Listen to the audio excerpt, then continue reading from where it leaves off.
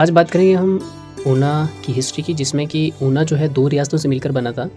पहला था हमारे पास एक जसवां रियासत, दूसरी थी कुटलैहड़ रियासत। और यही दोनों रियासतें जो थी पहले कांगड़ा रियासत की ही हिस्सा हुआ करती थी, लेकिन जो ऊना डिस्ट्रिक्ट बना उसमें पहला रोल रखता है हमारा जसवां रियासत, दूसरा रखता है कुटलैहड़ रियासत। तो आइए आज सबसे पहले बात करते हैं जसवां रियासत की। तो जसवां रियासत जो है वो पूर्व चंद ने इसकी स्थापना की थी 1170 ईस्वी में। तो अगर देखा जाए तो जहाँ के राजा हुआ करते थे वो अपने जो स्थान जो है डेवलप करते थे, कोई भी स्थान, तो वहाँ पे सबसे पहले राजधानी बना दिया करते थे, क्योंकि वहाँ पे उनकी प्रजा भी रहती थी, साथ साथ में जो पड़ोस वाले राजा थे उनसे भी उनको सेफ रखना होता था। तो उसके लिए वो राजधानी बनाया करते थे। जो अम्ब के आसपास के राजपुर नाम का एक स्थान था, उसको वहाँ की राजधानी बनाया। तो अकबर के समय मुगलों के अधीन आ गई थी वो, जब गोविंद चंद जो थे वहाँ के राजा हुआ करते थे। तो गोविंद चंद के ही जो पोते अनिरुद्ध चंद थे, वो मुगलों के साथ 2 बार विद्रोह करके जो है, तब भी वो जो हिस्सा था वहाँ का जयपुर राजपुर का, वो अपने अधीन नहीं कर पाए। फिर उसके बाद कांगड़ा के जो राजा बनते हैं वो संसार चंद बनते हैं। तो उस समय जो जसवां रियासत थी वो उनके अधीन आ जाती है, क्योंकि कांगड़ा का ही हिस्सा हुआ करती थी। तो कांगड़ा वाले भी इसके ऊपर हक जमाते थे, तो वो संसार चंद के हिस्से में आ गई। फिर उसके बाद उम्मेद चंद जो है जसवां रियासत के राजा बनते हैं और वो संसार चंद के विरुद्ध गोरखों का साथ लेते हैं। तो उसमें 1815 ईस्वी में वो सिखों के अधीन आ जाती है।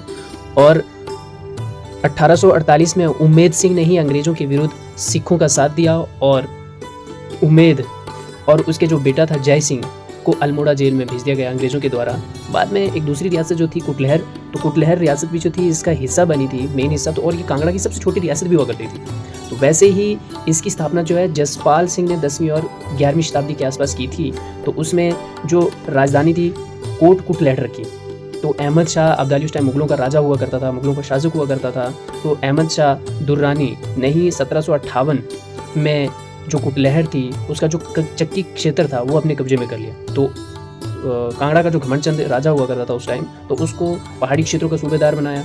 तो संसार चंद ने ही 1786 ईस्वी में कुटलैहड़ पर कब्जा कर लिया, क्योंकि उस टाइम तो कुटलैहड़ का राजा था वो इतना शक्तिशाली नहीं था। तो संसार चंद ने ही उसके ऊपर अधिकार कर लिया। बाद में जो है गोरखों ने ही कुटलैहड़ को कांगड़ा से वापस लिया, गोरखों ने, क्योंकि उस टाइम के जो राजा वगैरह ने गोरखों की सहायता ली और वहाँ से वापस ले लिया। और 1809 ईस्वी में सिखों के अधीन आ गया था। फिर बाद में 1825 में राजा नारायण पाल ने रणजीत सिंह से